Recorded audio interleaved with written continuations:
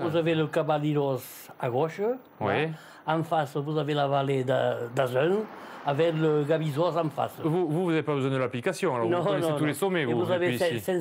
Pour ces Pyrénéens, pas besoin de smartphone pour connaître tous les sommets. Ils les ont arpentés en long, en large et en travers. J'ai fait toujours la montagne, la pêche. Dans les lacs de montagne, on les a fait pratiquement tous. Et puis la chasse. Il n'est plus nécessaire d'être né au pays pour s'y retrouver, ni d'emporter des dizaines de cartes pour nommer le pic en face de vous.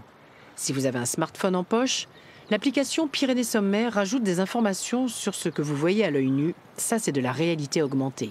Tu vois, regarde, je vais dans les filtres. Je mets ville et village. Si je balaye... Pic, lac, refuge, ces deux frères natifs de la vallée d'Argelès-Gazost ont enregistré plus de 10 000 points GPS sur toutes les Pyrénées. L'application fonctionne sous GPS, donc par localisation satellite.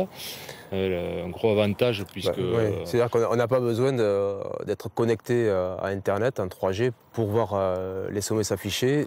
Et pour se différencier de l'information délivrée par les offices du tourisme, ils sont allés dénicher les petites églises isolées, les refuges, les lacs de montagne, les grottes et 4000 sommets en France, en Espagne et en Andorre. Une vraie table d'orientation portative. Voilà, donc c'est une application qui permet de voir tous les sommets qui nous entourent. L'écran vous délivre l'information recherchée, le nom de la chapelle, l'altitude du sommet ou la distance à parcourir pour l'atteindre, même depuis Toulouse. Vous voyez, en tournant le téléphone. Et à partir de ce qu'il voit, il arrive même à deviner ceux qui sont derrière les nuages ou pas? Alors on peut le faire.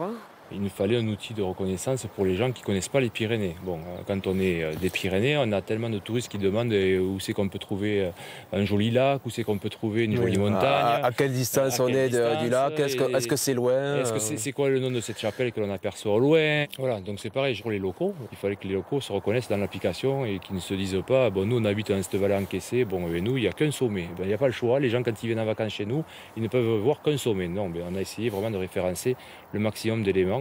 Et donc on a fait vallée par vallée. Et c'est vallée par vallée qu'il reste des milliards d'informations introuvables par GPS, comme la table de Marthe par exemple, ou les voix des chanteurs qui font écho sur toute la chaîne des Pyrénées.